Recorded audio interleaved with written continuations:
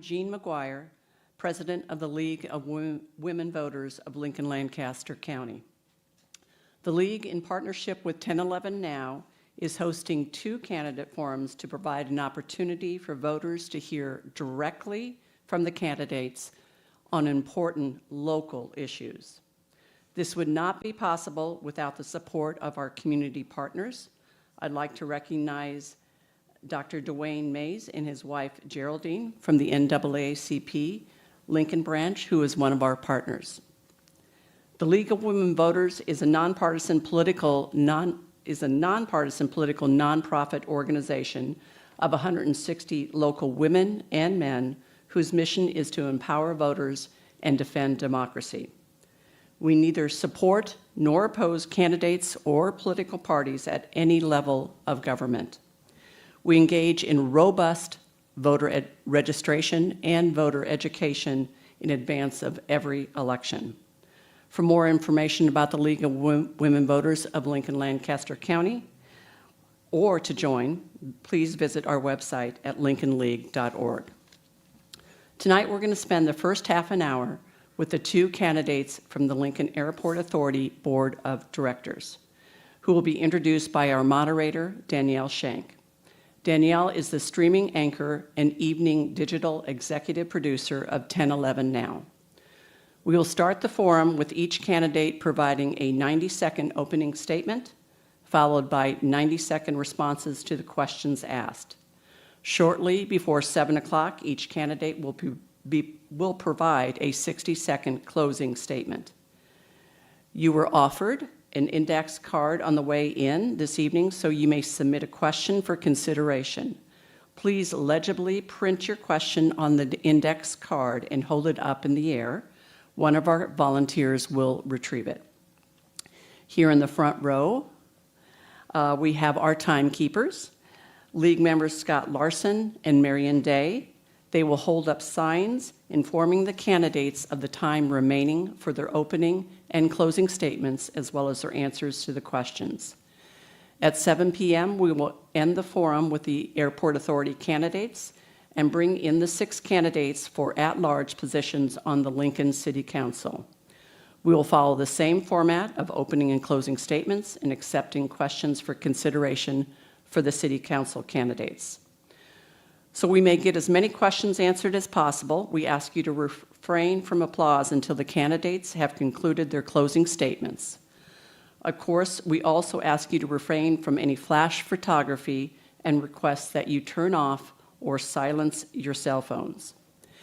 Because the League of Women Voters of Lincoln Lancaster County is a 501c3 nonprofit organization, you are prevented from taking any video clips of this forum. The candidate forum is being live streamed and recorded by 1011 Now, and the recording will be available within 24 hours. Viewers can watch the events on 1011now.com or through the 1011 Now app available on smartphones and streaming platforms including Roku, Apple TV, Fire TV, and Android TV. Now let me introduce our moderator, Danielle Shank. Before joining 1011 Now, Danielle spent about 3 years as a reporter for NTV before becoming an anchor for KSNB Local 4 in Hastings. Danielle's passion and active engagement with the news has been evident since high school in Polk, Nebraska, and continued during her college years at Hastings College. Danielle joined 1011 Now in 2023 and assumed her current position of streaming anchor and evening digital executive producer in July 2024. Let me turn it over to Danielle.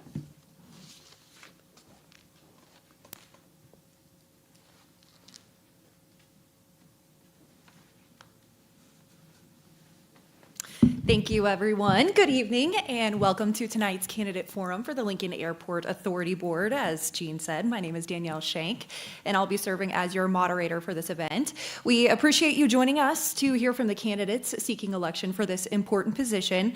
The Lincoln Airport Authority plays a crucial role in overseeing the airport's operations, expanding airline services, and ensuring that Lincoln's airport remains a key economic driver for our community. Tonight's forum is an opportunity for for you, the voters, to learn more about the candidates, their priorities, and their vision for the future of our airport. As Jean mentioned, each candidate will have the opportunity to respond to a series of questions. Responses will be timed to ensure fairness, and we ask that both candidates remain respectful to each other and the time limits. So each candidate will now have 1.5 minutes to introduce themselves and explain why they're running for the Lincoln Airport Authority Board.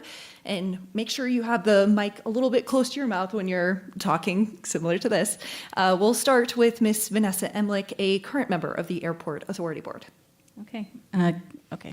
Thank you. I wanted to start off by thanking the League of Women Voters and 1011 for hosting this forum, and for all of you for being here and taking an interest in the Airport Authority. It's not always the top item on the campaign on the election season, so thank you for being here and being interested. Because the airport is very important to our community. It's what connects us to our family and friends across the country and the world. It helps to support local businesses and make sure that Lincoln thrives. I was appointed to the board in September of 2023.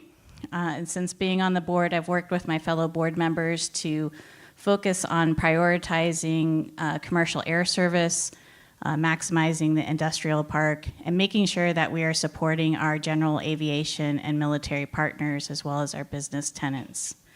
I have over 20 years of experience in leadership, compliance, strategic planning, and I take a data-driven, business-minded approach with everything that I do. I would be honored to earn your vote on May 6th. Thank you. All right, thank you, Ms. Emlich. And now turning to Mr. Tom Trumbull, a Nebraska Aeronautics Commissioner. Testing, yep. Hi there, I'm Tom Trumbull, and welcome to the forum. It's a little bit new for me to see all these faces staring at me. So anyway, my roots are in Lincoln. I've lived in Lincoln since 1967. My wife and I attend St. Patrick's Church up in Havelock. My parents were married in St. Mary's Church.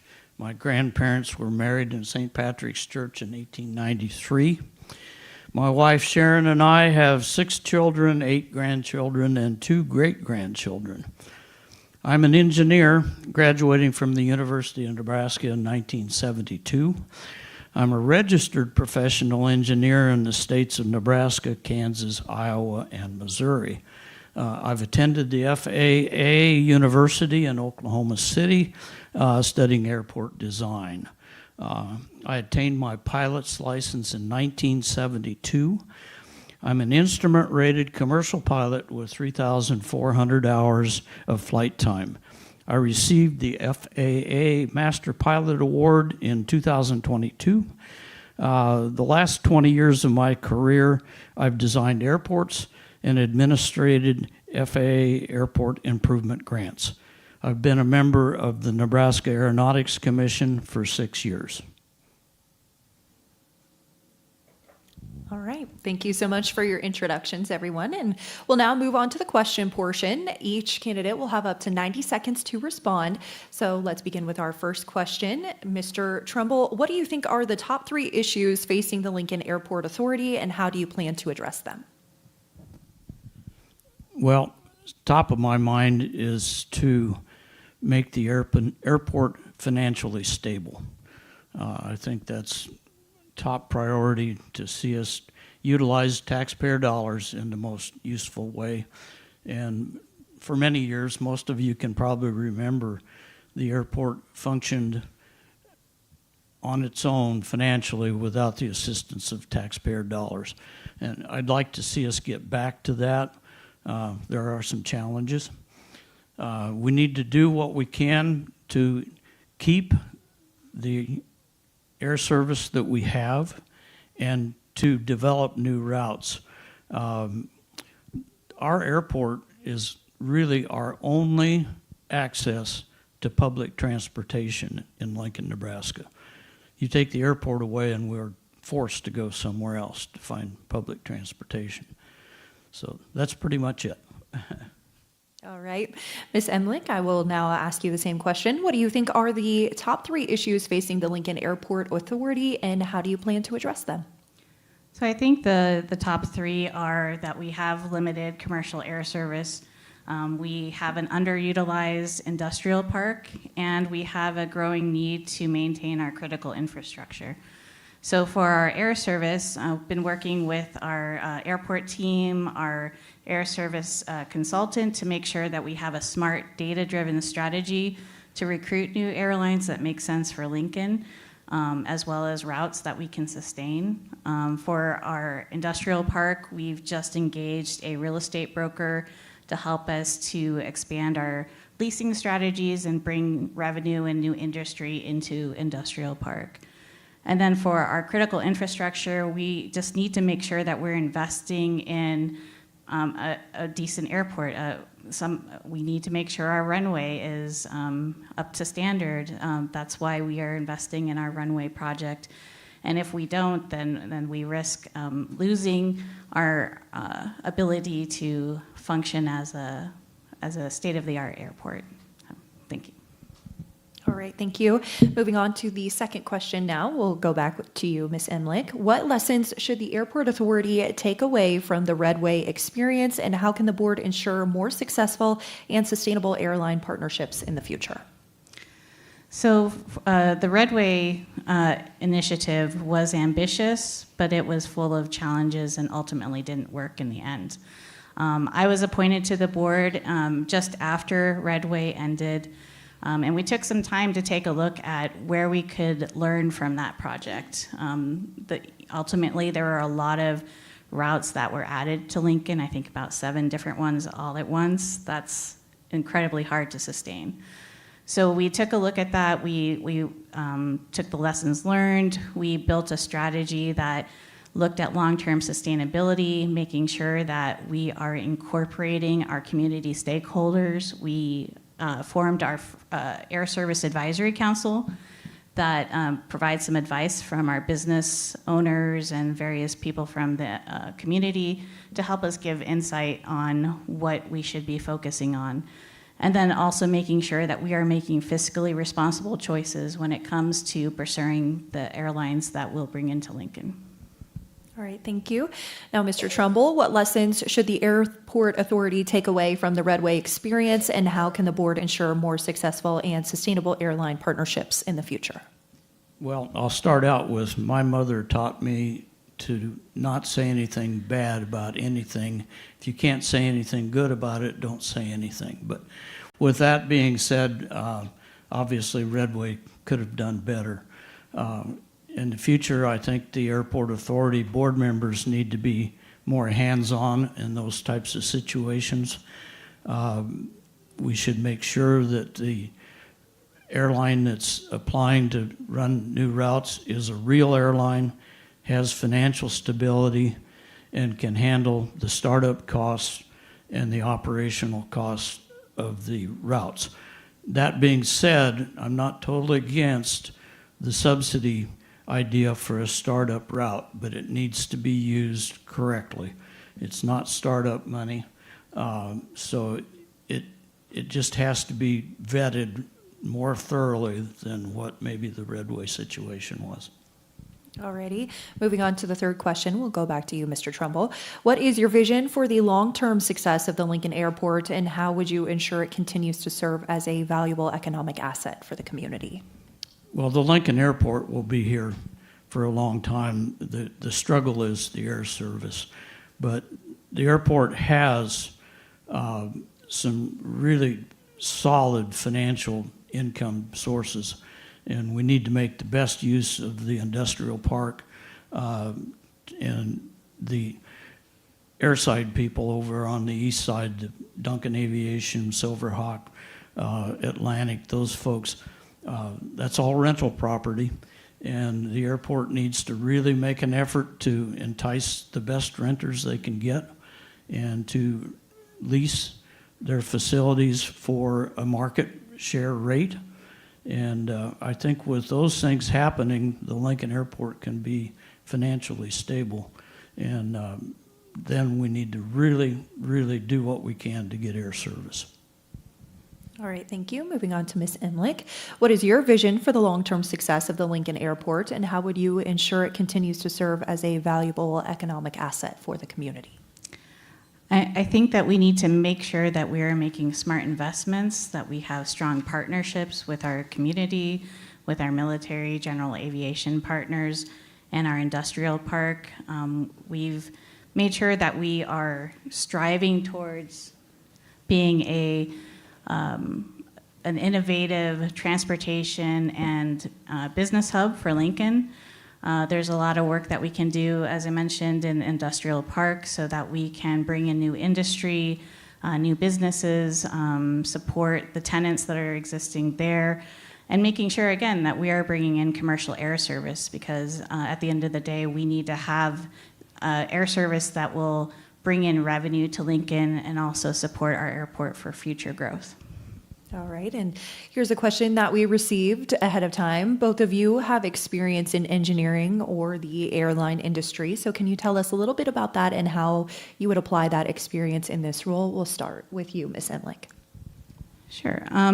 So I have some experience from my previous days as an airline customer service rep with Lufthansa Airlines. So that really was what gave me the bug for aviation, airlines, and all my life that carried through. I've studied industry trends, airline newspapers and articles, and really trying to keep up with what's out there. And that carried on into my experience on the board. So I have been on the board for the last year and a half working as a board member and have also learned a lot in my time there. All right, thank you, Ms. Emlich. Now, Mr. Trumbull, can you tell us a little bit about your previous experience in engineering and how you would apply that to this role? I spent 20 years designing airports and designing airport facilities and administrating FAA airport improvement grants. So I have a reasonably good understanding of how the grant process works, where the money flows from, how much money the sponsor, which is the airport authority, the FAA calls you a sponsor, has to come up with to match the federal dollars that are available for airside improvements. In my engineering endeavors, I've also been involved in meetings with airline executives, and I have an understanding of how they determine how to run a route, where they're going to serve what airports are going to service, and where those routes are going to go. And it's very detailed. I think one example is, I believe it was a Houston route that we had before COVID, and that route was running full, and the airline people came in and said, we're going to take that airplane away. We found a way to make a different route where we can make more money with the same airplane, and that was that. So there's a lot to it to keep abreast of the airline stuff. So that's it. All right, Mr. Trumbull, we'll go back to you for this other question. What strategies do you believe are most effective for attracting and retaining commercial airlines in Lincoln, and how would you work to implement those strategies while on the board? We're going to have to stay in constant contact with the airlines and keep reminding them of how many passengers that Lincoln has. Unfortunately, most of them go to Omaha right now. And it has to be somewhat competitive price-wise, but on the other side of the coin, Lincoln has some amenities that Omaha doesn't. You can go out to the Lincoln Airport, park your car, and probably be through the security and sitting on the airplane in 25, 30 minutes. Omaha, not so. And right now, I think it's a time maybe to really hammer that and take some advantage. Omaha is in the midst of a huge remodel expansion project there, and the parking and access arrangements to get in and out of the terminal are not so good. So we need to work with just any little advantage point we can find and be talking to airlines and try to get our airline service back. The unfortunate situation is the enplanements that we have today are probably 11% less than we had 10 years ago, and close to 40% less than what we had 20 years ago. That's a trend we really got to work on. All right, thank you. Now, Ms. Emlich, what strategies do you believe are most effective for attracting and retaining commercial airlines in Lincoln, and how would you work to implement those strategies on the board? I think we need to take a smart, data-driven approach, and which we've been doing. We've been working with our new air service development consultant who has conducted a feasibility study for us to see what markets are most feasible for Lincoln, what makes the most sense, evaluating our market data, looking at where passengers who live in Lincoln are traveling to when they're going up to Omaha, and evaluating what routes really make the most sense. And using that information partnered with the information we get from our community stakeholders in that Air Service Advisory Council, and making sure that we are working together to use that data to show that we can actually sustain a profitable market for the airlines. Our airport team, Rachel Barth and Dave Herring, have been working hard to build those relationships with the airlines at industry conferences and individual conversations that they're having. And it seems to be working. We just added, or United just added, a new flight to Denver, and that was an increase of 5% in seat capacity. And coming back to Lincoln, that's a positive economic impact of a roughly $3 million. So we need to keep working at it, and we also, I'm hopeful that within the next couple of months, we might have an announcement for potential new air service. So we're very much on the right track at this moment. All right, thank you, Ms. Emlich. We'll go back to you for this final question. Would you support an increase to the taxes levied by the airport authority, and why? I think that we have to be very cautious and make smart investments when we're looking at taxes. I want to make sure that we are being good stewards of public funds, and that we are only using taxes when absolutely necessary. So whenever if we do have to use taxes, we need to invest that into something where we can have a direct calculatable value, see that it's justified, and that there's an economic benefit to the community if we were to use them. All right, thank you, Ms. Emlich. Now, Mr. Trumbull, would you support an increase to the taxes levied by the airport authority, and why? Taxes are a hard question. I want to go back to a couple years ago. We had a referendum to allow the airport to use public dollars for subsidizing airline startup. I think that is a good plan, but it has to be very carefully used. I'm okay with using tax dollars for that, but back to the fact that when we set up a startup for a new route, it needs to be an established airline with a solid financial background, and the subsidies need to be set with a timeline that's stuck to and the maximum dollar amount.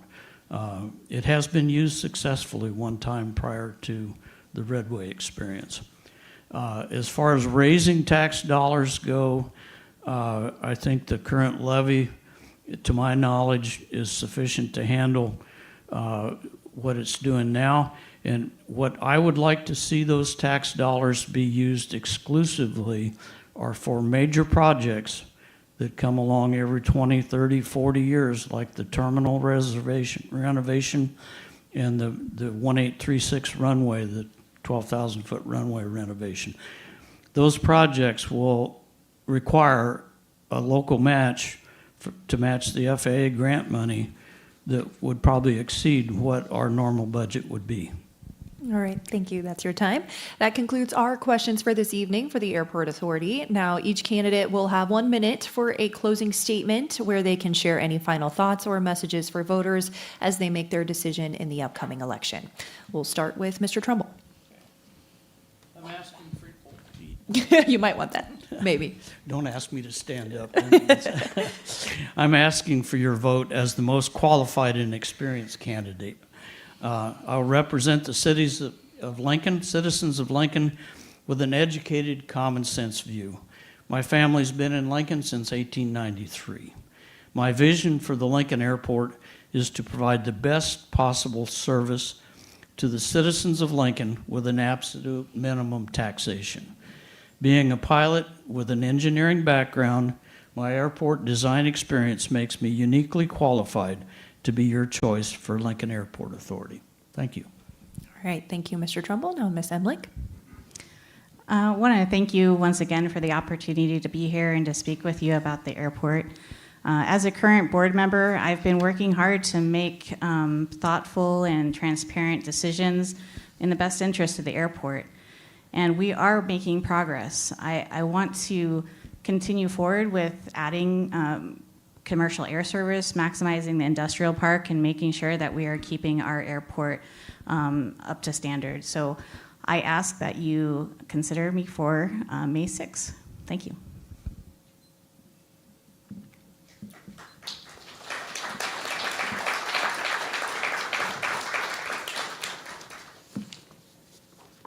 Yeah.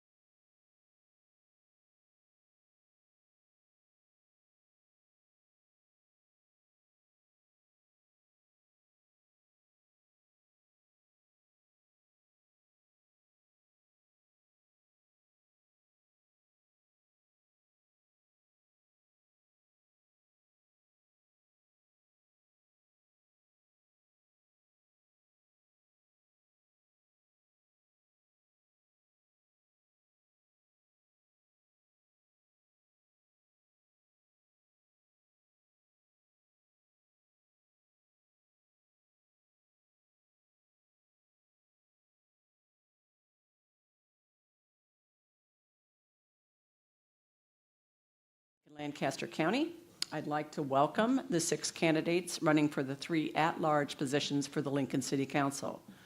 Once again, they will be introduced by our moderator, Danielle Schenk. I would like to review the rules of the forum. We will start the forum with each candidate providing a 90-second opening statement, followed by 90-second responses to the questions asked. Each candidate will provide a 60-second closing statement towards the end of the forum.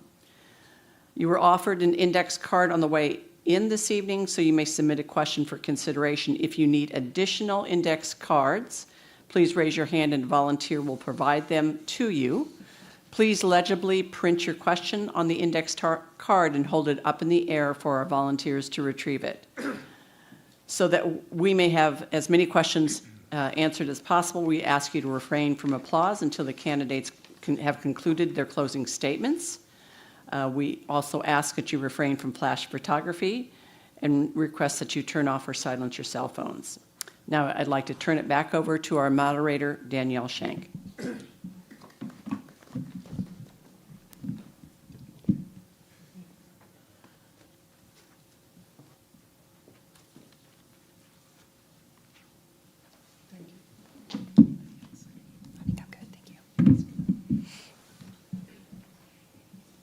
Alrighty.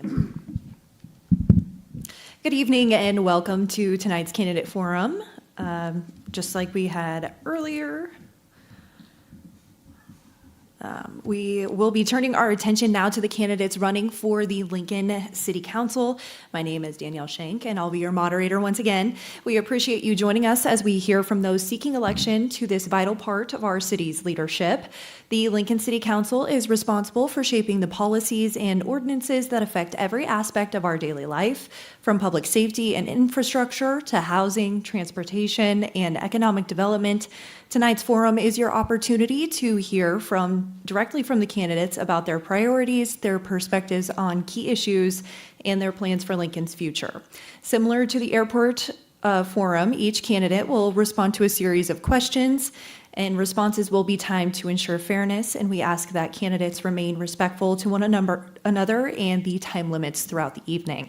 So each candidate will now have a minute and a half to introduce themselves and share why they are running for Lincoln City Council. So just make sure that you're putting the mic pretty close to your mouth here, and we'll begin with Mr. Tom Beckius, City Council member seeking a third term and a small business owner. Good evening, everyone. My name is Tom Beckius. Thank you all for coming out tonight. I think I can share on behalf of all of us our appreciation for the League of Women Voters and 1011 for holding this forum here tonight, and for all of you coming out here in person and for all of you watching online as well. My name is Tom Beckius. I am seeking a second term on the Lincoln City Council.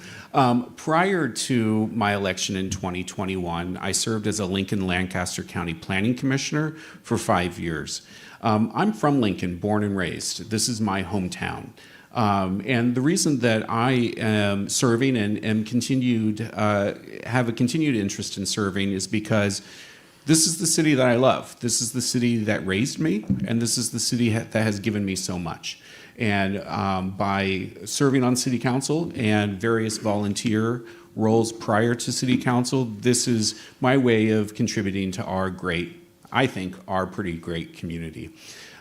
Professionally, I work in real estate and construction, primarily residential construction, and I'm excited to be here today to talk to everyone about housing, affordable housing, public safety, workforce development, all the things, roads, all of the things that are really impacting us on a day-to-day, in our day-to-day lives, and just appreciate you all being here again.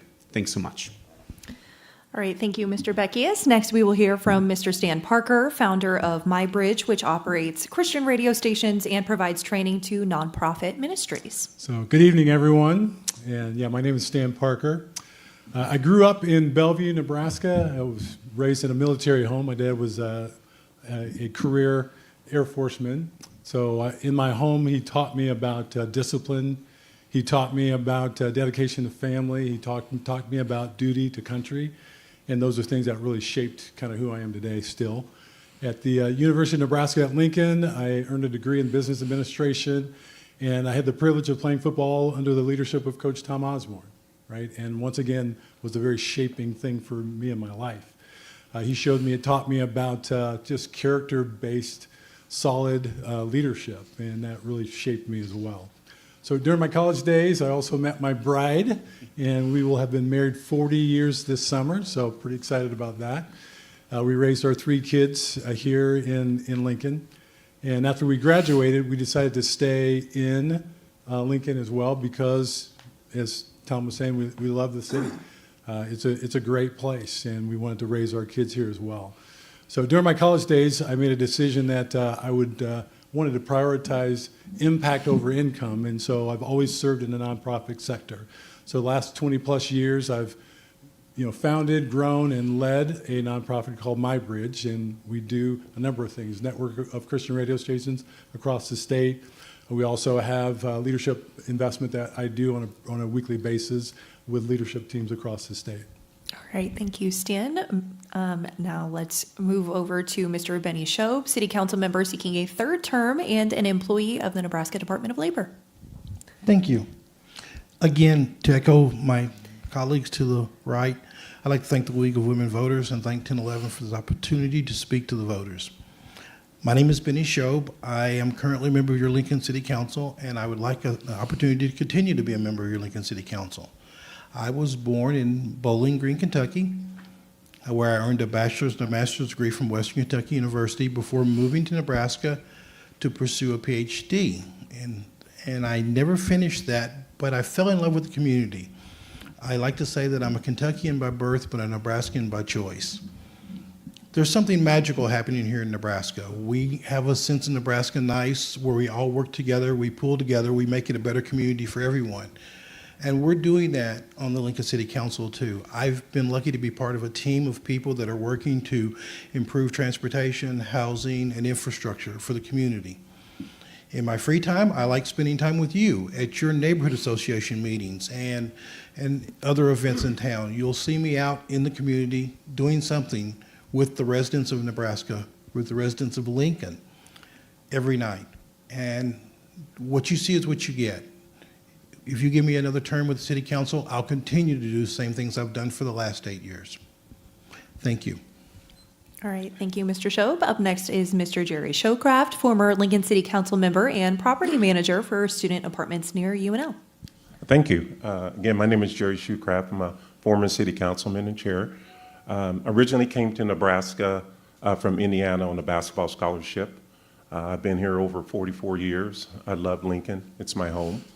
I run a private student housing operation on UNL campus called the 50/50. I'm married. I have 4 children. And I have a 2-year-old grandson that is running me around ragged. So I'm keeping up with him. The theme that I talked about when I first announced coming back into politics is that there is so much more that we can do here in Lincoln. And I want to progressively move our city forward with fiscal responsibility. I want to see economic vitality in every neighborhood. I want strong support for our first responders and getting them the funding and the equipment that they need to do their jobs. We have so much potential here in our community, and we need new vision and new leadership to get that done. And I'm hope that you will vote for me on May 6th. Thank you. All right, thank you, Mr. Showcraft. Now we'll hear from Ms. Sandra Washington, a retired National Park Service employee who was appointed to the City Council in 2019 and elected in 2021. Thank you very much, and thank you to the League of Women Voters and to 1011. As she said, I've been on the Lincoln City Council since 2019. Prior to coming to the City Council, I served as a Lincoln Lancaster Planning Commissioner. My background, as she said, was I worked for the National Park Service for 25 years. And as an employee of that agency, I did planning, park planning around the country and environmental compliance work. My degrees are in natural resources, public policy, planning, and ecology. And I've had a chance to work on the ground in field ecology and to do congressional affairs, work for the Department of Interior for about the last 10 years of my career with the National Park Service. I really enjoy working in ecology. And that's why I like working in cities and with planning, because I look at cities and all of the pieces that it takes to put a well-functioning city together, and those are the things that excite me. You can tell there's a lot of us who moved to Lincoln. I too moved to Lincoln about 35 years ago and really found home here. And I love this community and want to continue to serve. Thank you. All right, thank you, Ms. Washington. And finally, we'll hear from Mr. Malar Aurangzeb, a businessman who flips houses and runs a painting company. Hi, Assalamu alaikum, peace be upon you. My name is Aurangzeb. Meher is my tribe name. I born in Sialkot, Pakistan. Is very famous made. We manufacture soccer ball, volleyball, and surgical instruments. I study there in Kal. I born in Christian hospital in Sialkot. Then I study there is a called Murray College, Christian Murray College, Sialkot. So there is a very big poet. His name is Iqbal. If you Google, he studied also there too. So it's a very famous college back home. I came here 2000 first time for business purpose. I went back, and then I 2002, and then I came here. 2001, go back, and 2002 I came here. I live in East Coast, close to Washington D.C. area, and then I met one beautiful girl from Lincoln, Nebraska. So people ask me why you move here. So I follow a woman to move here. Anyway, so I have a lot of politics blood in my vein. My dad used to run back home as a politics. He ran for city council and other stuff. So I learned him, how to be a leader. Actually, I didn't go school to learn how to be a leader. Actually, my dad teach me this one. So he want be he's so happy. He's sick right now, but he can't come here. But he's so happy. And I love Lincoln because I live here Thank you, almost. Mr. Aurangzeb. That's the time we 22. have for your introduction. Thank you to the candidates for their opening statements. We'll now move on to the question portion of the forum. Each candidate will have up to 90 seconds to respond to each question. So we'll begin with our very first one. And this one will start with Mr. Stan Parker. What do you believe are the top 3 most pressing issues facing Lincoln today? And how would you work to address them if elected to the city council? So I believe the 3 priorities that rise to the top if Lincoln's going to continue to move forward with strength. First is safety. So we must ensure that Lincoln continually heads in the right direction, right? So always in the process of becoming and remaining a safe place to live. So public safety is foundational. So that starts with fully staffing and resourcing our police department. So making sure officers are equipped, they're trained, and they're supported to serve with excellence. So safety is essential to our quality of life. It's essential to our economic growth and the future of our neighborhoods. So second, Lincoln must be an affordable place to live. It must be a safe place to live. It must be an affordable place to live. So that includes cost of housing, includes the tax burden, managing the tax burden well. It includes the disciplined spending from our leadership. So I'll work to cut red tape, to update outdated zoning, to encourage partnerships that expand affordable housing options. But we must also prioritize the disciplined budgeting that keeps costs from being passed along to families that already are feeling the squeeze. So third, we need to cultivate a collaborative climate to reshape our reputation to become a place where businesses can thrive. So because when businesses thrive, people thrive, and when people thrive, our city thrives as well. All right, Mr. Benny Shope, we'll move on to you now. What do you believe are the top 3 most pressing issues facing Lincoln today, and how would you work to address them if elected to the city council? Thank you. Stan's answer was really good.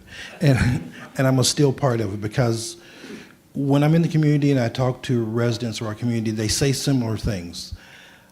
First, they usually start with roads. And I've heard people tell me that our roads are like driving on a third world country. And I've heard people tell me that they can't get anywhere because of road construction. So it's a little confusing to me on which one of those we should focus on first. Luckily, the voters helped us with a little bit more money as far as the sales tax to work on roads. We also need to work, as my friend Stan said, on public safety.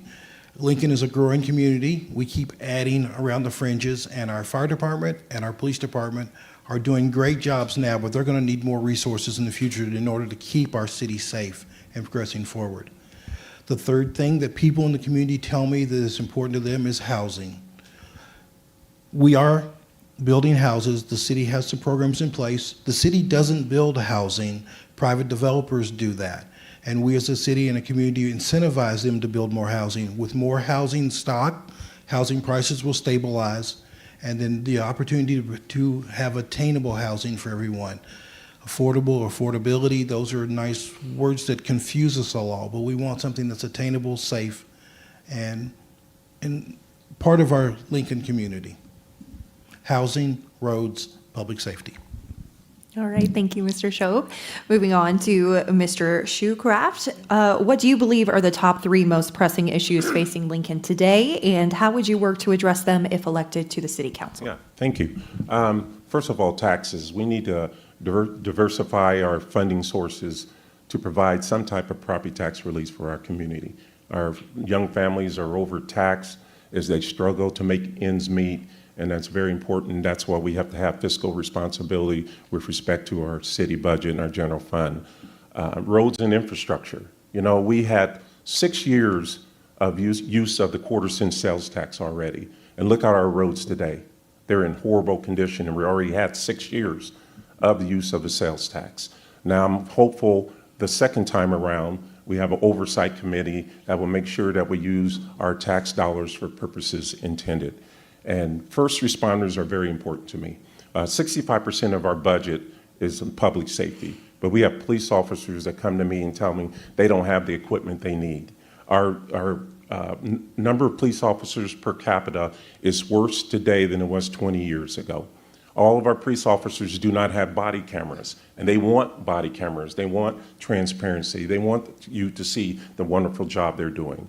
Our firefighters in our stations need upgraded, and we need to find a COLA for their pension because it's well-deserved. Thank you. All right, thank you. Now, Ms. Washington, what do you believe are the top 3 most pressing issues facing Lincoln today, and how would you work to address them if elected to the City Council? I'm going to be on repeat. I hear people talk to me about affordable housing. I think affordable housing is a serious issue. I'll come back to that in a moment. I'm going to expand on public safety and talk about building a base for economic success, which does include public safety. Because if we have a community that's safe, businesses want to form roots here, they want to come here. But we need to, part of that economic base is investing in infrastructure, investing in workforce development, streamlining the development process, cutting out, making the permitting process easier, and holding steady on the tax levy. I know that people are asking for some economic relief, and I think it's our job to take a real careful look at our budget and hold our tax levy as flat as possible. I want to come back to affordable housing because it is, I think, one of the most primary issues that we have in our community. We have a coordinated action plan for housing, but what we also need is more developers. We have a few developers who are in this market, and we need to find ways to incentivize new developers to come into this, and I think we can hold some seminars and help them with the financing to understand the complicated financing that goes into that. And I'm so short on time, I'm going to talk about housing again at the next question and LV 688. All right, thank you, Ms. Washington. Now, Mr. Aurangzeb, what do you believe are the top 3 most pressing issues facing Lincoln today, and how would you work to address them if elected to City Council? First is affordable housing. I will support zoning change, funding for affordable housing, and streamline development approval. And second is public safety. I believe in smart investment in safety, including mental health response team and community-based policing. Even I just got asked this question on 27, and by Parkway, there was some people, they have some mental issue. They say, if we vote for you, what you going to do for us? So this is very important thing too. And economic opportunity, I will support local business, job training, and youth employment program to grow Lincoln economy. And about tax, I think we have a lot of tax already. We don't want to put burden on people. Whatever we have a tax, we want to use as a smart person, so we can get, is a good benefit from them. Like if you see the street, our street is so bad, and we have already $85 million. So I don't know where this last government, they spent this $85 million, I did not see. So if I elected, I'm going to make sure these hardworking people money go on right place. So people can see if somebody come from international or from local, they can say, wow, this is a Lincoln. But no I think is horrible art street. Thank you. All right, thank you, Mr. Aurangzeb. Now, Mr. Beckius, what do you believe are the top 3 most pressing issues facing Lincoln today, and how would you work to address them if elected to City Council? I think our top 3 issues today are going to be affordability, public safety, and workforce development. When it comes to affordability, I think everyone has seen grocery prices go up, egg prices go up. Everything, the price is going up, and things are becoming less affordable for residents, not only in Lincoln, but across the nation. Now, there's not a whole heck of a lot I can do about the price of eggs, but there are other things I can do to impact affordability in this city, which we have done over the years, whether that's making housing more affordable, lowering the tax levy 3 out of the 4 past 4 years, this council has done, and implementing fiscally responsible policies to make sure that we're making the best use of everyone's dollars so that you can keep more in your own pocket. In terms of public safety, always my top concern here in the community. We have made historic investments over the past 4 years in public safety, but we have more work to do. We have fire stations that we need to replace, a new fire station at 40th and Roku that we need to build. But you know, history shows, you know, who has those abilities to get that work done. The Lincoln firefighters, the Lincoln Police Union have both endorsed my candidacy because they know that I have their back when it comes to public safety. Workforce development, in the last 4 years, we have retrained 1,400 people in this community to upskill their abilities and put more money in their pocket. And we'll continue that work going forward. All right, thank you, Mr. Beckius. Now moving on to our second question, and we'll start with Mr. Schob. What specific steps should the City Council take to increase access to affordable housing in Lincoln? So, as I said earlier, the City of Lincoln does not build housing. And I know people think that. We do have the Lincoln Housing Authority here, which runs a federal program that helps subsidize housing for people in need. But the city has actively engaged with developers in our community, and we've provided opportunities for rezoning property. Mr. Becky has led a campaign to change the limits on parking for commercial districts in B4 zoning. We have embraced the idea of putting infrastructure in. The city puts in sewer and water lines into areas in our community that make lots available for developers to build on. We are doing what we can to assist and encourage developers to build housing. And with a larger housing stock, the prices will stabilize. You know, we all grew up in the time where our parents said they built a nice 3-bedroom ranch for $50,000. I don't think we'll get back to those days, but we'll get back to a place where the people who are earning a good wage in Lincoln can afford a good place to live. And the city will continue to work with anyone who wants to come to the table and build more affordable housing. All right, thank you, Mr. Schob. Mr. Shoecraft, what specific steps should the City Council take to increase access to affordable housing?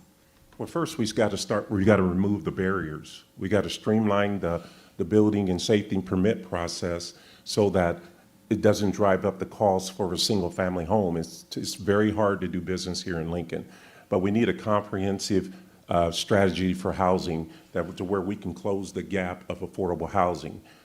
In 2023, HUD passed a $1.1 billion funding bill to help with rentals and assistance.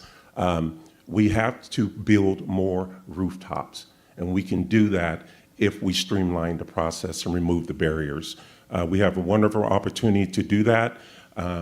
Rent has increased 32% since 2019, so families can't even afford to pay for their rent, let alone buy a house. And so with this new funding bill, it will help them. And we need to amend the application process for the low-income housing tax credit to make it easier for them to apply and get the assistance they need. They spend 50% of their income on rent, and that doesn't even take into account for housing, clothing, and transportation. So we have a lot of work to do, and that's one of my priorities if I'm blessed to return to the City Council. All right, thank you, Mr. Shoecraft. Now, Ms. Washington, what specific steps should the City Council take to increase access to affordable housing? One of the first things that we need to do is streamline the review and permitting process for construction. We are beginning to work on that. In about less than a month, the Development Service Center rolls out, and it will provide every developer with basically a concierge, someone to walk with them through the entire process and make certain that any conflicting comments during the review process are dealt with before they get delivered to the developer. We need to continue to review our zoning rules and give more flexibility in lot sizes and in residential development. We need to encourage more developers into the affordable housing market. There have been a lot of numbers mentioned just in the last few minutes, and it's true. There are a lot of people who are really burdened by their rent payments, 40%, 50%, sometimes more of their monthly income. And I think if we have more affordable housing units, we can help drive that price down. And then I mentioned LB 688. It's actually 288. And if passed, this law will allow for TIF funding to be used for affordable housing in urban areas, not just in rural areas. And I fully support this, and I hope that we can make that happen, because we'll implement that here in Lincoln. All right, thank you, Ms. Washington. Now moving on to Mr. Aurangzeb. What specific steps should the City Council take to increase access to affordable housing? We need to expand affordable housing zone, increase partnership with nonprofit housing developer, use city-owned land for mixed income housing project, provide rental assistance and incentive for landlord. So we have to work, with people, because I'm almost last 15 years with the housing business. So I know a lot of people losing a house because they can't make a payment. So we have to work with homeowner too and find out so they don't lose a house. One side we try to build for people, and other side people losing a house. So we have to work smart. And if I elected, I figured out last 15 years, how can you save money and how can you make, affordable housing? And if some developer making $1 million, I can make this in, $500,000. So I know how to do this stuff. Thank you. All right, thank you, Mr. Aurangzeb. Now moving over to Mr. Beckius. What specific steps should City Council take to increase affordable housing in Lincoln? I think we need to recognize, first of all, that we're working in an environment that might be antithetical to the creation of additional affordable housing. We are working right now in an environment where we're seeing building materials being tariffed. That will increase the cost of housing. We're working in an environment right now where federal and state funding is probably going down. That will increase the cost of affordable housing. So what can we do on a local level in order to attack this problem? You've mentioned, we've talked about some things here before in terms of zoning and looking at more flexibility with our zoning code. We've been doing that for the past 4 years and have really opened up the ability to add more housing here. But again, we have more work to do. I think that a continued investigation with zoning is obviously paramount, but so is looking at other items, such as making sure that we have the ability to deregulate in this current circumstance. Codes and zones that may be costing housing construction and developers more dollars than they should, as long as they don't impact life safety issues. I think that now is the time to attack that problem, because what we have to do is really work hard in this community to make sure housing remains affordable, because right now we are rowing upstream when it comes to housing affordability with a lot of things that we cannot control on the local level. So we must remain nimble to attack this problem. All right, thank you, Mr. Beckius. Now, Mr. Parker, what specific steps should the City Council take to increase access to affordable housing? So not much left for me to say, but to sound a little bit like a parrot, but I would definitely say to modernize our zoning and code. So outdated regulations often prevent the kind of density and flexibility that we need to build more homes that people can afford. So secondly, streamline the permitting and development process. So delays and inefficiencies always cost more at every stage. They increase the cost at every stage. And of course, those costs get passed on to those who are aspiring to buy homes. So we need to make it faster and simpler to build the kind of houses that we desperately need. Third, we need to incentivize public and private partnerships. Right, there are nonprofits, there are faith-based organizations, there's developers that are ready to step in, and we just need to clear the path where appropriate to incentivize that they build in priority areas. And fourth, we need to make smart, strategic use of the federal and state dollars that do come our way. Right, so not just reactively, but proactively aligning those with the areas that we really want to see growth in our city. All right, thank you, Mr. Parker. Now we'll move to our third question, starting with Mr. Shoecraft here. How should the city balance public safety needs with transparency and accountability within the police department? And what reforms or resources do you believe are necessary? I think we have a wonderful police department. I think we have great leadership all the way up and down. I know there was issues in the past with the previous police chief, but I'm very proud of our police officers and the leadership that exists today. We need to fund them and get them the equipment they need to do their jobs. It's been 20 years, and the number of police officers per capita is in the worst shape that it has been when I first served. And that should be a priority. And it doesn't make sense for me for 20 years that we still haven't improved the number of police officers in our community as our community continues to grow up to 333,000 people. I spoke earlier about the equipment they need, the body cameras. Those men and women deserve a COLA for their pension. So I'm going to be looking for a funding source for that, as well as with our firefighters. So it's going to be a top priority. And again, they say 65% of our budget's for public safety, but look how much we're lacking with respect to our fire stations, our police officers, the equipment they need, and the number of new officers that needs to be hired. That will be a top priority for me because they do a wonderful job with the little that they have. And the leadership today, top to bottom, is outstanding, and everybody should be proud of them. Thank you. All right, thank you, Mr. Shukrath.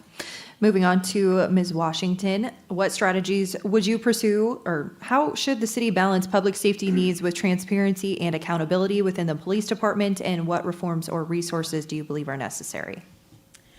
I think that, like many of actually everyone up here, public safety is number one.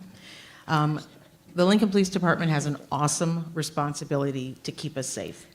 And with that comes an awesome responsibility to live up to their ethics in the highest possible way. There's a need for all of us to understand what's happening, and I think they're doing a wonderful job. But when our trust is shaken by news reports, that is the time to communicate more.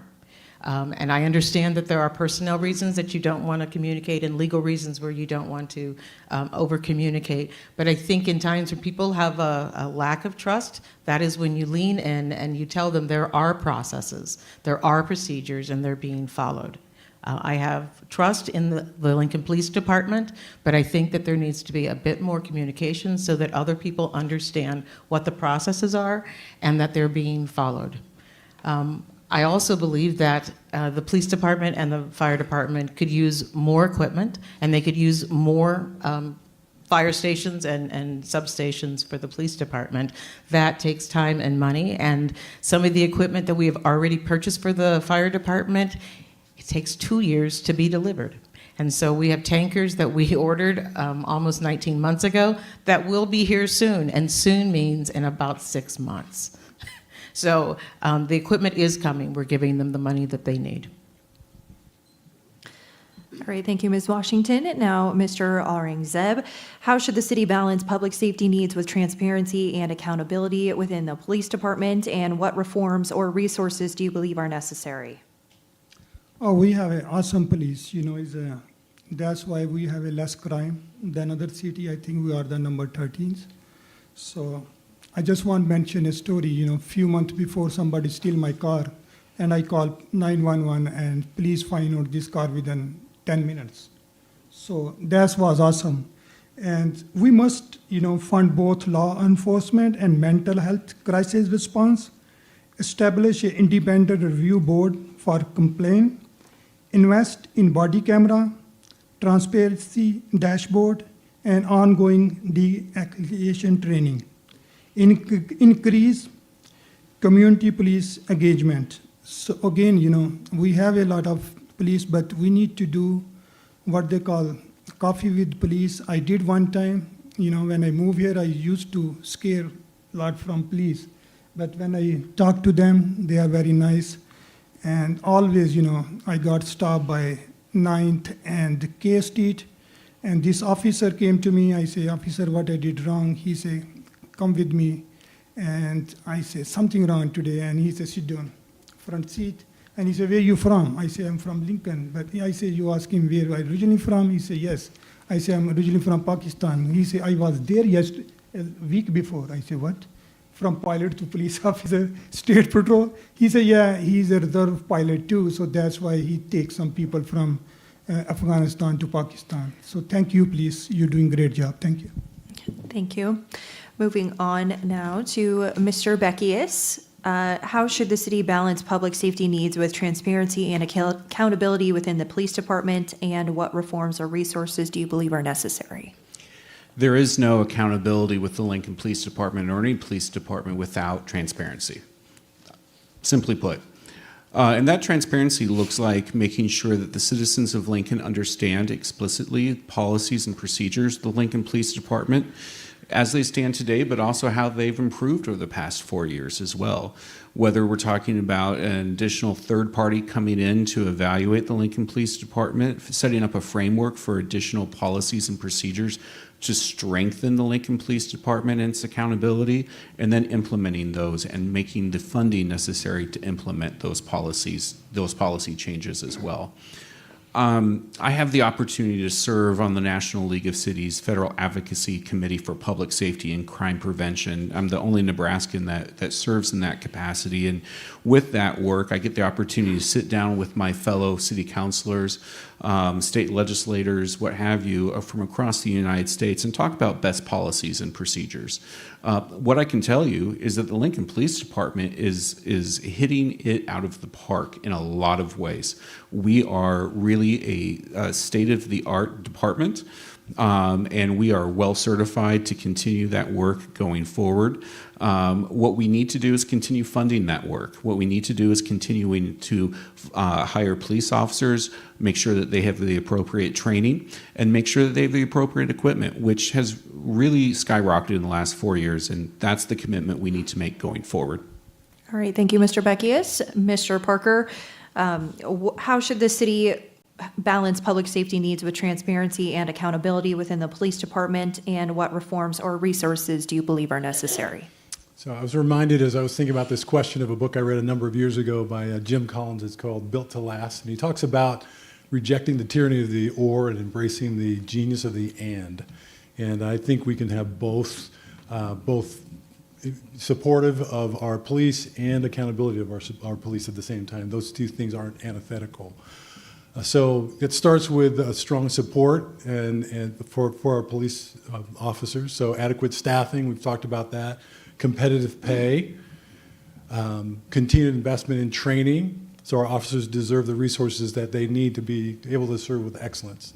And we should expect that excellence in return. So accountability, when done properly, doesn't just expose the wrong, it also affirms the right. And I believe that there is a whole lot more right that goes on in Lincoln than wrong. So the vast majority of our officers serve with courage, they serve with character, they serve with compassion. So transparency allows us to highlight that, right, as well as catch the occasional offenders. So that means continuing to use body cameras. It means public reporting key performance metrics. It means inviting meaningful community input into policies and priorities. So we also need to invest in training. So especially around de-escalation, mental health response, community engagement. These aren't extras anymore. They're essentials for modern policing these days. All right, thank you, Mr. Parker. Mr. Shobe, how should the city balance public safety needs with transparency and accountability within the police department, and what reforms or resources do you believe are necessary? All my colleagues answered all the good answers, and I agree with them. I think one of the key points of your question is balance. How do we balance the needs for public safety in our community with transparency? There are 300,000 people in Lincoln, and how you define that balance will be different for everyone you ask. They'll all have a different opinion on it. We as the city council take your comments from the public, and we empower the people in personnel, human resources, leadership in the police department to do those transparency things, and then we hold them accountable when they do and don't. As Mr. Parker said, we should celebrate the good as well as make observations about the less than good. the real question for me is, and this is a concern that I also struggle with the balance of, to do the things we need to do to keep a functioning, safe police department will take money. While I also hear from the community members that say, we are being taxed, and what are you doing with our money? We have to strike that balance between meeting the needs of the community, 300,000 people with different definition of what that need is, with the money that you allow us to have from your property tax, sales tax, federal taxes, and other funding sources, and make sure all those needs for equipment, buildings, and biggest need right now, personnel, people to join the police force. We have to strike that balance. All right, thank you. Moving on to our fourth question, and we'll start with Ms. Washington. This is actually a question from the crowd. What is your stance on ICE enforcement activities within the city limits of Lincoln? Thank you. And thank you for the question. I know there's a lot of folks right now who are concerned about the activities of ICE. I received a couple of emails this week from folks asking me specifically what the city of Lincoln could do. And they asked specifically if we would be a sanctuary city. And so I looked up sanctuary city to find out how that is defined, and there's lots of definitions. And what I can tell you is that though I don't support the idea of naming Lincoln a sanctuary city, our police chief, our mayor, have come out and said that what we will do is we will act legally to resolve crime in our city, and it is not our responsibility in Lincoln to manage the immigration process or immigration policies of the country. When a warrant from ICE is issued, the police department will do what they need to do to take care of that, but ICE will handle their own warrants, and the police will make certain that it's done safely. I know that there's a lot of trepidation out there, but I am glad that we have a police department and a state patrol who are ready to make certain that we are safe, regardless of immigration status, and they will leave immigration policy to ICE. All right, thank you, Ms. Washington. Mr. Aurangzeb, what is your stance on ICE enforcement activities within city limits of Lincoln? I think this is very, is a critical question. But we should not, as a city, this is actually come from federal, state, rule and regulations. So I go through this all kind of stuff. I came here, then I applied for immigration. Took me almost 5 years to get a green card and citizenship. So I know this all process, but I think we have to, as a city, we have to do something better than this one. So if, is about ICE, I think this is federal things we can't control. But as a city, our police, we can have some kind of meeting with them. As a already elected people, they can do better, because I heard a lot of story too, and very sad too. Father got arrested, kid is here, wife is somewhere. So this kind of story, is, but again, we have to protect our city too, and we don't want any people do crime or this kind of things. So we need to put people in record, As a federal, I think we should, give them what they call is some kind of, not a green card, but some kind of card issue, so everybody can be in system. So we can control this kind of things. But again, we have to do something better than this one, what our country doing right now, because this is an immigration land. So if, I'll have to stop you there. We need to move on to the next question. Apologies thank there. Moving on to Mr. Beckius. What is your stance on ICE enforcement activities within city limits of Lincoln? I do not support the use of city funds for ICE enforcement in the city of Lincoln. We will cooperate with federal authorities. However, I do not want our limited city public safety dollars to continue to go towards federal enforcement. It's simply a delineation of funding sources that we don't have to contribute. 1 in 10 Lincolnites is born actually outside of the United States, and Lincoln has a long history of being a very welcoming community, and I think that that fact adds a whole lot of vibrancy to our city that I would like to see continue. We have a lot of opportunities here in Lincoln to give a whole lot of opportunities for people to better their lives. And I love the fact that the community of Lincoln has that set up. I also just want to mention that there are a few school board members here or potential school board members here tonight who are in the audience. And I just want to say that while the city of Lincoln certainly works in partnership with LPS on a whole lot of issues, we also want to make sure that any student impacted by a potential ICE interference is supported in our community as well. All right, thank you, Mr. Beckius. Mr. Parker, what is your stance on ICE enforcement activities within the city limits of Lincoln? I think it's unfortunate. I think it's unfortunate that we're experiencing what I think is a pendulum swing, because we had an open border for so long that it's swung back the other way, and there's some repercussions of that are hard. So we started a Hispanic radio station about 3 years ago. So we've got Latino people on our staff. We're really connected with the Latino community across the state. And quite honestly, my heart breaks. Like you can hear, depending on what you want to listen to, there's the negative stories of people who've come over and they shouldn't have come over, and they did some very negative harm to our country. But there's a lot of good people that came over as well, and they're in hard situations right now, and it's a messy issue. So all I can say is my heart goes out, and we're going to actually do a podcast bringing together some Latino leaders across the state to talk about these issues and make it personal. Like, again, it's real people with real families and real situations, and so it's a messy, hard, unfortunate thing.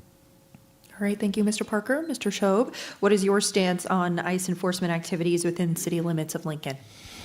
Thank you. First, I want to say I'm looking forward to the podcast because it is about human beings, and we're struggling with that. As many of my colleagues have said from the dais today, or from the table, the podium, immigration is a federal issue, and Zeb said it best. It's federal law. I have had conversations with several police chiefs about that here in Lincoln, and as Ms. Washington said, their position is consistent. They're concerned about the safety of our community, whether you're documented or undocumented. You need to live in a safe community. There's a fear that if local police start engaging in federal immigration enforcement, people will stop calling the police when they need help, and they'll become victims of our community. So the local police department will not interfere with federal law enforcement if they're doing immigration issues. We will provide the required legal assistance. That's been the policy all along for Lincoln, and they will continue to do that, but they are not in charge of asking someone if they're a legalized or a nationalized citizen. That's not the local police department's responsibility, and that's been the policy for years now. That will remain the policy. If reelect me, and we'll talk about that later. Thank you, Mr. Shobe. Mr. Shoecraft, what is your stance on ICE enforcement activities within city limits of Lincoln? Well, we've had a lot of people come into our country legally that adds to the fabric and improves the quality of life for all of us. But if you come into this country illegally and you pose a health and safety risk to our citizens, and we get an executive order from Washington for that matter, then I think we need to be ready to assist if it poses a health and safety risk to our citizens. And our police department, our sheriff department, our state patrol do an outstanding job. But we must protect the health and safety of our citizens. And if it requires an executive order to assist and the public health and safety of our citizens, then we need to adhere to that order. Thank you. All right, thank you. Kind of switching gears here for our fifth question. We'll start with Mr. Aurangzeb. What strategies would you pursue to attract and retain businesses and skilled workers in Lincoln, and how should the city support workforce development and entrepreneurship?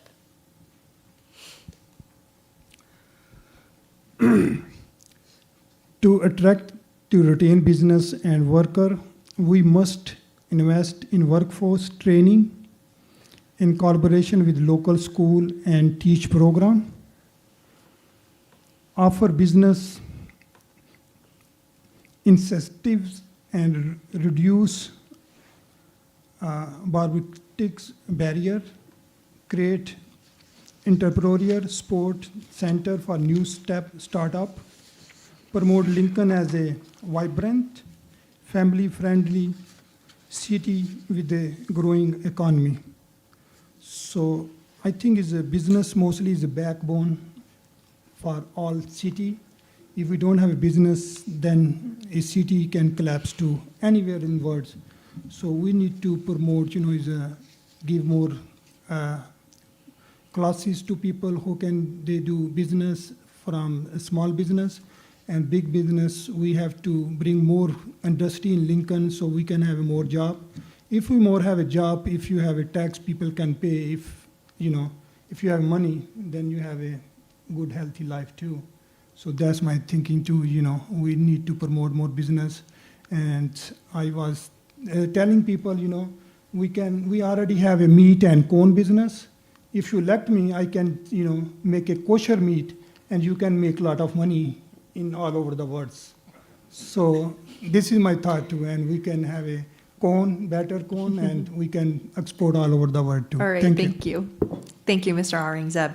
Moving on to Mr. Beckius. What strategies would you pursue to attract and retain businesses and skilled workers in Lincoln, and how should the city support workforce development and entrepreneurship? We've talked about a lot of this already tonight. The things that attract workers, the things that keep businesses here in Lincoln, of housing affordability at all price points, public safety, and making sure we're investing in public safety to have a strong community.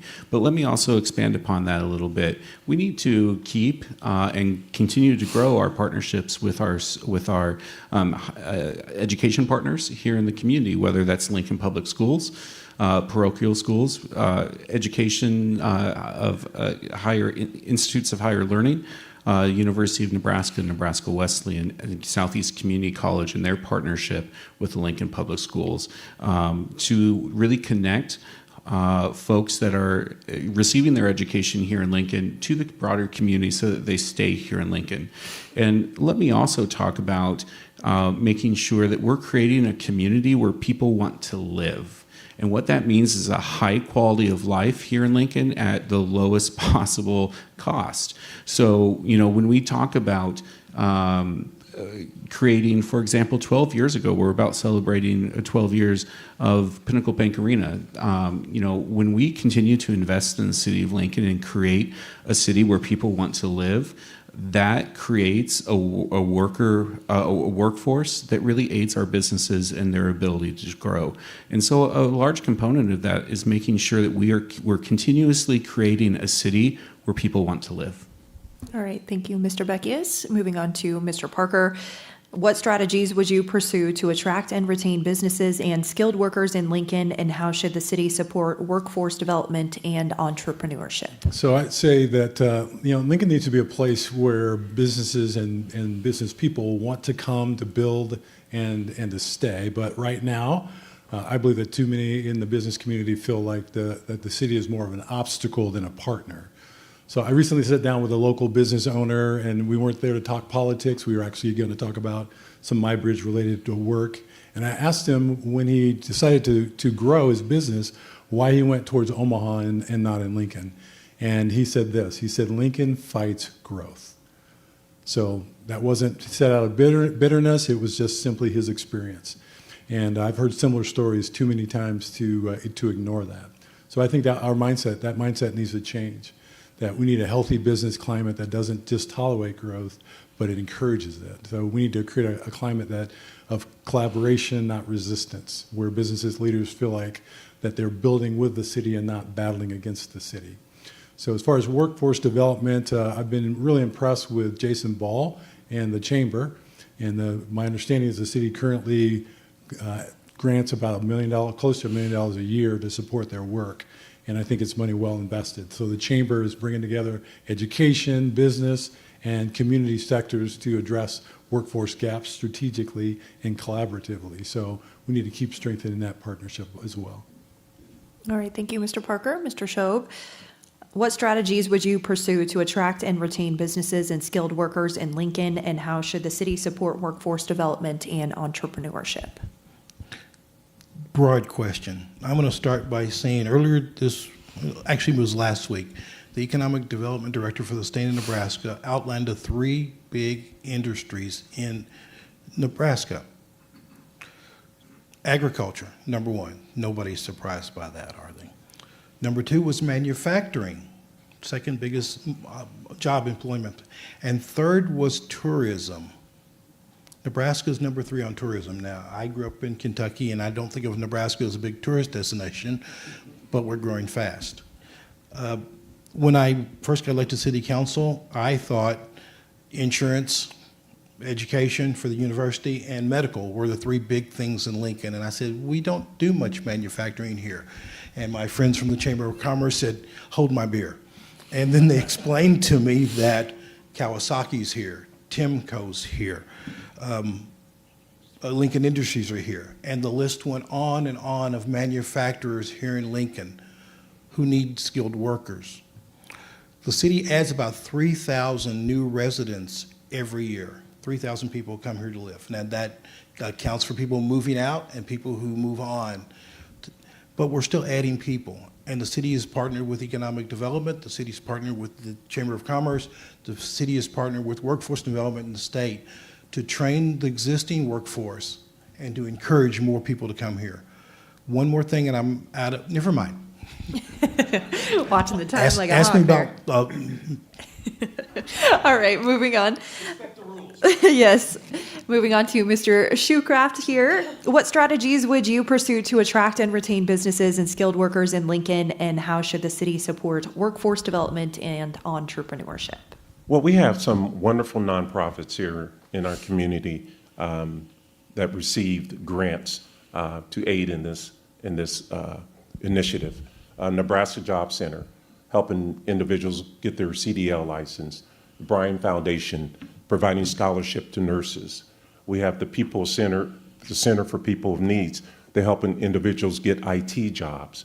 We have Southeast Community College receive $4.8 million to create a learning-based center. So those are the things that are very important that we need to continue to support, but we must foster a better relationship with the business community and city government. We must support businesses and development that creates jobs and expands the tax base. And if we do that, and again, supporting our nonprofits, you'll see more retention, you'll see more training, you'll see more young people staying here in our community and being productive members of our community. And our nonprofits are crucial for that, and we must continue to support them. Thank you. All right, thank you, Mr. Shoecraft. Ms. Washington, what strategies would you pursue to attract and retain businesses and skilled workers in Lincoln, and how should the city support workforce development and entrepreneurship? There are a lot of things that are happening right now in the city of Lincoln to help on workforce development. A lot of folks have already mentioned that. The American Jobs Center has done a lot to give people training to upskill so that they can get better jobs. We have relationships with the Southeast Community College and with unions who do apprenticeship programs. And all of those things, plus the universities, plus all the not-for-profits. When we're a hub for small business, when we attract small business, that's where most of the jobs come from, we grow. And we've got a very exciting program happening with Echo Collective, working with women who have come to this country as refugees and immigrants and started small businesses and grown those small businesses. We are one of the only places in Nebraska that have a Kiva platform, which is a platform for building loans for small businesses through philanthropy, small philanthropy from anyone in the community, and that's been very successful in helping a number of businesses get off the ground this year. I also want to talk about the fact that when our community has a high quality of life, we attract workers here and we attract businesses here. And some of that free entertainment that we can build in our community, that the city can take responsibility for, is our parks, our trails, our libraries. We can fund arts, and we do fund the arts. But keeping a high quality of life is critical for attracting that workforce, then making sure that we give them lots of different opportunities for training. All right, thank you, Ms. Washington. We'll start back up at the top with Mr. Beckius on this one. What are your ideas to mitigate any loss of funding for Lincoln projects or initiatives due to federal budget cuts? So we are obviously living in uncertain times. We don't necessarily know what our future budget looks like when it comes to dollars coming to Lincoln from our federal and state partners. I think a smart city is a city that remains flexible. While I am up here saying that we have priorities in the city of Lincoln, for example, public safety, affordable housing, what have you, we also need to remember that some of our funding may be cut going forward, not only with the city of Lincoln, but some of our partners. For example, Community Action right now just put out a call for people to help persuade federal legislatures to keep funding Head Start programs. The city of Lincoln, Lincoln LPS and the city have a partnership with community learning centers that could lose $1 million in federal funding. That impacts potentially hundreds of children in our community, for example. So I think a smart community makes sure that they right now remain flexible so that we can really address the needs of our community. For example, we know that when a parent has access to childcare, that enables that parent to go out and make a living and make their family stronger financially. And we know that that disproportionately impacts women, for example. So I think a smart city right now remains flexible. All right, thank you, Mr. Beckius. Mr. Parker, what are your ideas to mitigate any loss of funding for Lincoln projects or initiatives due to federal budget cuts? So the question is never, if challenging times are going to come, right? The question is, where are they going to come from? When are they going to come? And are we going to be prepared for them when they come? So first, we need to plan ahead, right? So we can kind of build our budget around not best case scenarios, but fiscally responsible means maintaining reserves, having contingency plans and prioritizing wisely so that we can weather downturns without cutting essential services. So seasons of cutting aren't necessarily negative. Sometimes we can kind of feel like they're negative, and they definitely can be negative and painful. But there's this thing called pruning that also happens. And when you prune, you actually position yourself for more growth and healthier growth in the future. So this can be a really positive time as well for us to really relook at our priorities. So second, we need to be proactive in our grant strategy. So too often cities can kind of scramble when the funding window does open. So we should be ready with kind of some shovel-ready projects that have clear alignment with the typical grant criteria, and also have the internal capacity to take advantage of those when they come.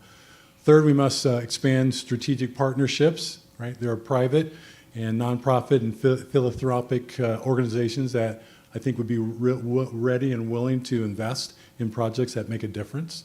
So we just have to bring a compelling vision to them and invite them into that collaborative process. And I'm out of time. Thank you, Mr. Parker. Moving on to Mr. Shope here. What are your ideas to mitigate any loss of funding for Lincoln projects or initiatives due to federal budget cuts? I'm going to start by agreeing with Mr. Parker when he said about reserves. The City of Lincoln, based on this charter, does have some money in reserves for those rainy days. We had a health scare in our nation a few years back, and at that point when the city budget came through, we made cuts. We lived within our budget means. We, as Tom said earlier, we've cut the levy, the taxing rate, 3 out of the last 4 budget cycles. That one budget cycle we didn't, but we left positions open, we didn't do new hiring, we didn't order as much new equipment. We knew that the economy was not as good as it had been in the past, and we made adjustments to live within our means. I fear we will lose some federal funding, and I'm confident that city officials, that's us, and the budgeting people and the administrators will make the necessary adjustments to live within our means. We have some reserves for emergency services and things like that, but we won't grow to match the growth of our community. As Mr. Parker said, some pruning, that's always good. We always can find small things where we have too many of something. And I think that we'll take if that budget cut happens, we will take a long, hard look at what we're doing and make sure we're living within the dollars that you provide us as taxpayers. All right, thank you, Mr. Shobe. Mr. Shoecraft, what are your ideas to mitigate any loss of funding for Lincoln projects or initiatives due to federal budget cuts? I mentioned earlier we need to diversify our funding sources. As mentioned, we have over $70 million in liquid assets, cash on hand. We're going to generate $96 million over 25 years with our Bluffs Road landfill waste emission project, where we turn that into renewable natural gas, and we'll generate $4 to $6 million a year. We get $1.5 million a year in gaming revenue. We get $5.5 million in occupational tax that just goes right into the general fund. We have over $750 million in investments earning interest. So we can diversify our funding sources to pay for projects if federal funding is cut. What's very important to me is our climate action plan. We're worried about that. I think we have a diversified funding sources to take care of that as well. So we have plenty of money, but we have to start sticking our hand in the cookie jar for projects, and we need to be more responsible with our tax dollars. Thank you, Mr. Shoecraft. Ms. Washington, what are your ideas to mitigate any loss of funding for Lincoln projects or initiatives due to federal budget cuts? Most of the federal dollars that we get for the city of Lincoln come because of transportation, either public transit or streets, and we get a lot of federal dollars also for other kinds of infrastructure. And so I think we need to look at all of those projects, all of the dollars that are coming in, and make some choices and look at each project and ask ourselves, is this a project that needs to happen today, or can this project be held off for 18 months or a year or some period of time? And sometimes they can't. And with that, we need to be looking at where we do have fund sources, and we need to look at looking in our reserves, and also looking at some other revenue sources that we can access. But I want to look at each project. We have a capital improvement plan for a reason. It parses out what we're going to do for the next 6 or 7 years, and we can look at that and figure out how much of that is federal dollars, how much is state dollars that might not be coming to us, and we can look at each of those projects and reschedule them if necessary. And I think that this is a good time for us to take a look at our reserves. I also think that we need to be looking at how we can save money, not just not spend, but save money. And I think that just takes a sharp pencil and a very clear eye, and a long conversation with the public when we're talking about cutting services that might need to be paused for a moment. Thank you, Ms. Washington. Mr. Aurangzeb, what are your ideas to mitigate any loss of funding for Lincoln projects or initiatives due to federal budget cuts? Okay, first of all, we need to focus on our important things so we don't waste money on unnecessary projects. So whatever we have, I learned this one when I was kids, in back home they say, don't go behind your circle. Whatever you have a budget, you have to learn how can you survive. So, my think this one is, is the first thing is identify funding sources with state and local grant, build public-private partnership to continue virtual service, conduct efficiently audits and budget prioritization, educate strongly at the state and federal level for Lincoln needs. So we have to work, on what we need first. If we don't have too much money, extra money, we can just go to basic and fix this one, what we important things we need. We don't need to spend money on, is unnecessary things. That's my thing. Thank you, Mr. Aurangzeb. Now, we'll start with Mr. Parker on this question. This one came from the crowd. Throughout the night, there's been quite a bit of agreement in answers. How will you set yourself apart from the rest of the candidates? This will be Well. for everyone after, promise. That's pretty broad. Well, so from a standpoint of, and I don't know if we're going to get into this question, it kind of relates a little bit to another question we were asked, but I come from a nonprofit background, right? So, and Lincoln, when it comes to it, really, Lincoln is a nonprofit organization, and so it's about not just leading from ownership, right, where it's your money and you can spend your money your way and your vision. You have to lead from a stewarding standpoint where it's not your money. It's not just your vision. It's a collaborative vision that you've got to be able to bring together. So that's my wheelhouse. That's where I've been. That's where I've led. That's where I've worked with teams across the state and other nonprofits. I sit at the table with leaders all the time, working through strategy and priorities and getting clarity. And I know how hard it is to get that. And I'm engaged in that process all the time. So I bring a very 30 plus years of nonprofit leadership lens to the table that I think makes me a little unique from the rest on the council, desired council. All right, thank you, Mr. Parker. Moving on to Mr. Shobe. Throughout the night, there's been quite a bit of agreement in the answers. How will you set yourself apart from the rest of the candidates? Thank you. I was hoping you could get to the referee story about the basketball game. Ask him about that sometime. I live in the community. I'm an hourly worker for the Department of Labor. I live just a little bit better than paycheck to paycheck. I am like many of the residents of this community. I have 2.9 college degrees, and I know that I don't know what's going on most of the time. That's why I go to community meetings. That's why I talk with people in the community. That's why I have a list of 34 items that the residents of this community have told me are important to them. And I take that list to every meeting I go to. I take that list when I hang out with the city council. I take that list when I talk to the mayor and say, are we doing something about this? This was important to somebody. They mentioned it to me. It's on my list. What are we doing? Are we going to make their lives better? I've been doing that for 8 years now. What you see in me is what you get. It's consistency. I'm going to talk with the community. I'm going to listen to what they have to say. Sometimes they're going to tell me things that are painful and I don't like them. I'm going to write them down, and I'm going to take them back to the council, and I'm going to tell the council, people are saying this, what are we doing? And you can count on me to do that consistently, and I think that's what sets me apart from the rest of the candidates at the dais. All right, thank you, Mr. Shobe. Moving on to Mr. Shoecraft. Throughout the night, there's been quite a few agreement in the answers. How will you set yourself apart from the rest of the candidates? Providing the leadership and the vision that this city needs to move forward. When I first served on the council, I'll give you a short story. There was an empty snake pit building at the Lincoln Zoo, and I said, can I have that building to turn into an indoor playground for children? And they said, well, if you can raise the money and you can have at it. And what we do, we raised the money, got in-kind contributions, we built Lincoln's first indoor playground. I went to Portland, Oregon, studied community-based policing. So I pushed for a police substation in Lincoln, and lo and behold, we have one at 27th and Holdridge, one of the first ones. So I have the ability to lead, to build consensus, and get things done.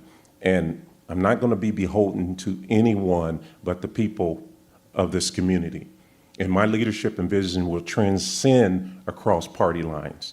It doesn't matter to me if you're Libertarian, Democrat, Republican, nonpartisan. You can call me, you can email me, you can invite me to your meetings, and I'm going to be there because I'm here to serve the citizens of Lincoln, and I have the leadership and experience to do it. Thank you, Mr. Shoecraft. Moving on to Ms. Washington. Throughout the night, there's been a lot of agreement in the answers. How will you set yourself apart from the rest of the candidates? As I said at the beginning, I have a conservation background. That's my training. And I'm going to bring a conservation lens to the work that we do in City Council. I know that some of the stuff that we talk about, and we've talked about tonight, doesn't really talk about conservation. But when I look at the horizon, the planning horizon that we have in the City of Lincoln, it's not next week, it's not a 2-year budget. I'm looking at a 100-year horizon. I'm looking in the far distance because I want to set Lincoln up to be a great city in 100 years for our grandchildren. I want to know that our city's going to be successful for the long term. And so that's the horizon I look at when I'm making decisions about infrastructure, when I'm looking at the climate action plan, and we're looking at food security for all of us, when we're looking at a second water source, when we're looking at managing our floodplains so that we reduce the risk of floods over the long haul so that we're a more successful city in 2, 3, 4, 5 generations from now. That's, I think, how I stand apart is I have a conservation eye, a conservation lens that I look through.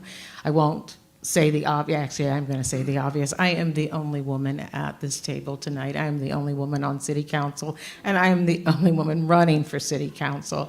And as a wife, as a mother, I think my perspective is unique on this council, and I'd like to stay. Thank you. Thank you, Ms. Washington. Moving to Mr. Aurangzeb. Throughout the night, there has been a lot of agreement in the answers. How will you set yourself apart from the rest of the candidates?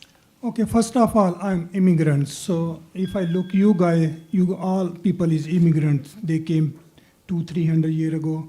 So if you look at history, 500 years ago or 600 years ago, there was nothing here. So immigrant make this America great.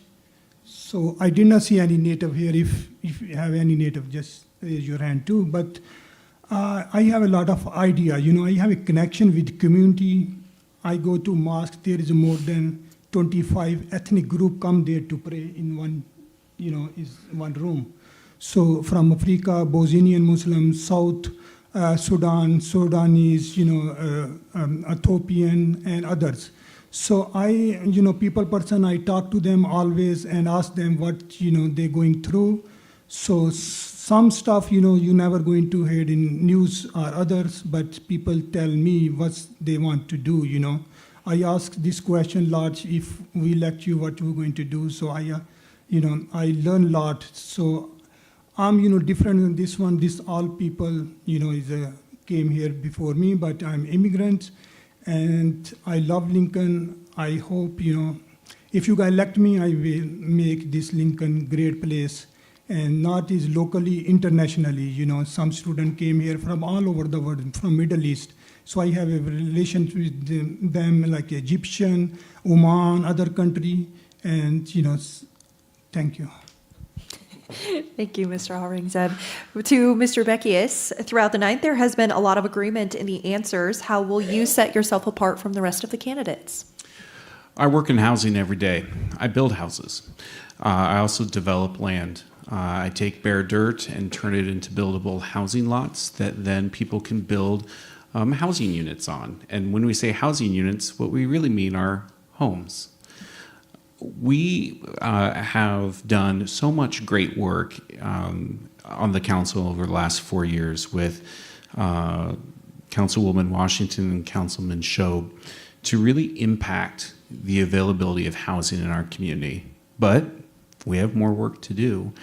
The insight that I bring is a real-life lived experience with what it takes to actually turn bare dirt into a housing lot, the infrastructure that it takes.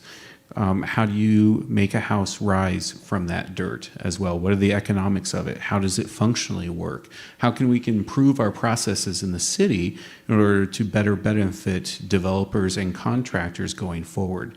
That's a very unique skill set that not a lot of people have. It's one that I do have and one I'm anxious to share with my colleagues on the city council. I think sometimes they get bored of that, but it's true. And so I think that's a unique perspective that I bring to the council that I think will continue to be critically important for our community over the next 4 years. Thank you, Mr. Beckius. That wraps up the question portion of tonight's forum. So now we will move to closing statements. Each candidate will have 1 minute to offer any final remarks and speak directly to voters about why they believe they're the best choice to serve on the Lincoln City Council. And we'll start with Mr. Shope. Thank you, Ms. Shank.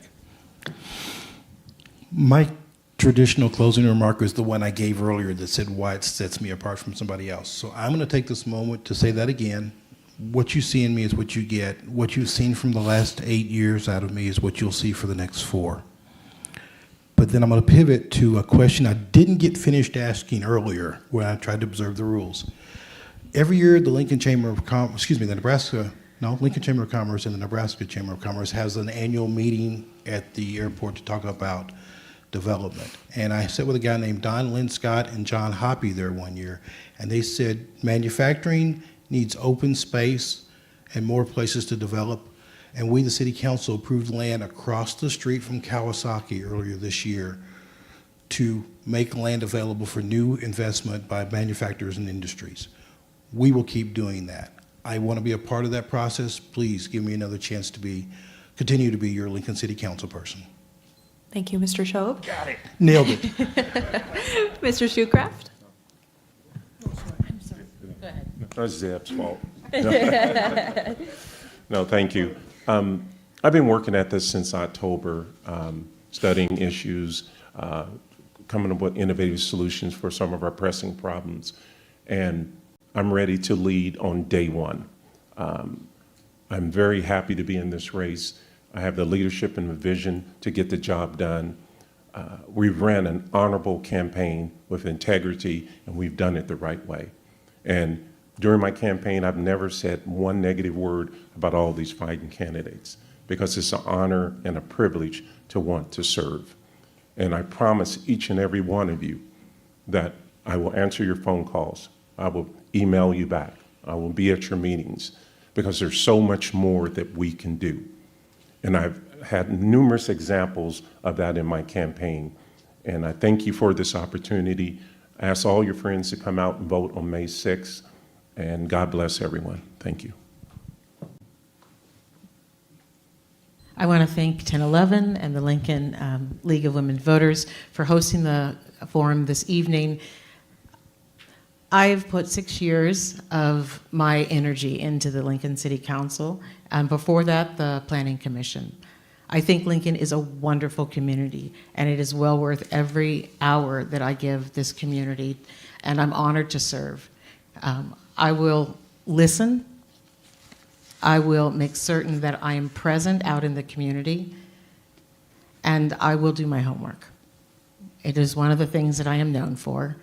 I'm sort of called a nerd by my fellow counselors, but I will do my homework. I read every page of our agenda and all of the supporting documents because I want to be prepared.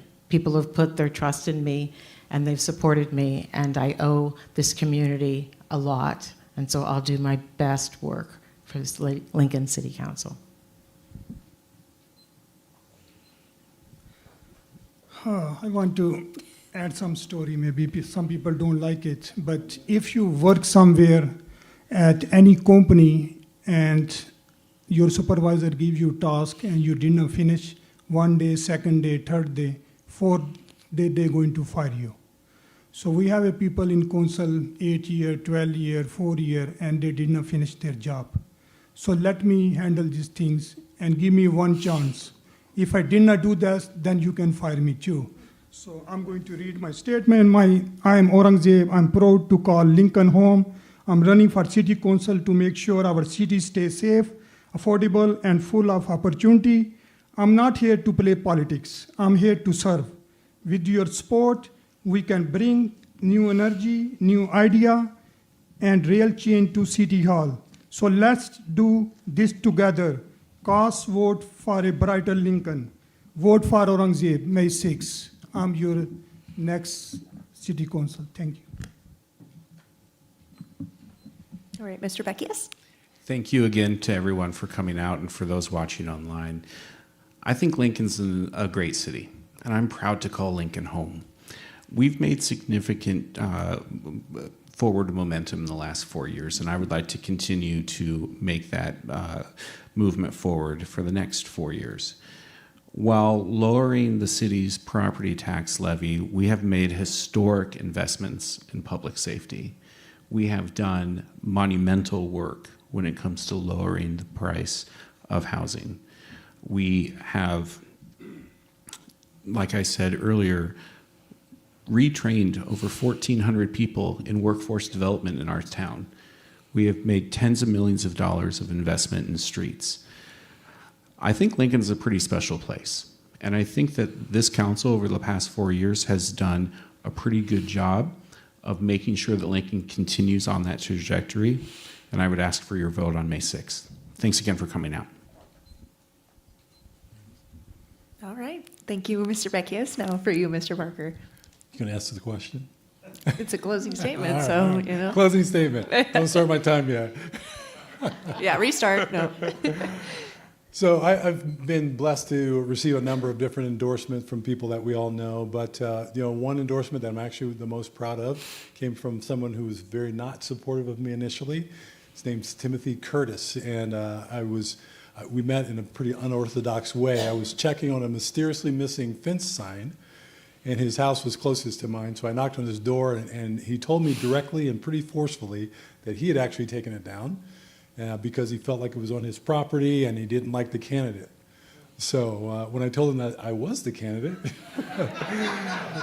he actually doubled down, and he said he was far too left and I was far too right from what he heard for us to ever come together. So instead of reacting, I listened, I asked questions for understanding, and I treated him with the respect that he deserved. Still, he ended the conversation pretty abruptly.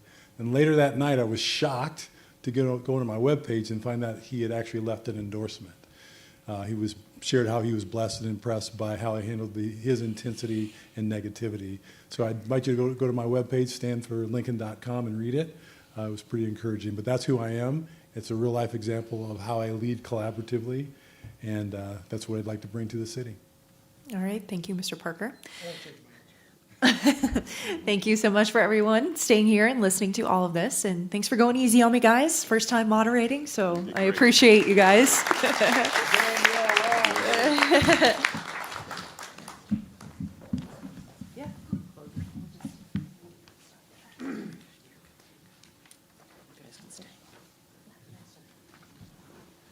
So, thank you for joining us tonight for tonight's candidate forum. Thank you to all the candidates who joined us, and a special thank you to Danielle for such a fantastic job of moderating this event. The League of Women Voters has a one-stop shop for election information at vote411.org, where you can find your polling place, read responses from candidates, as well as build your ballot. Whether you use Vote 411 or already know where, when, and how you're going to vote, please vote. Early ballots are out or on their way, and you'll have until May 6th, Election Day, to return them to the Election Commission. Please join us tomorrow night for the Lincoln Public School Board of Education Forum. Thank you for coming, and good night.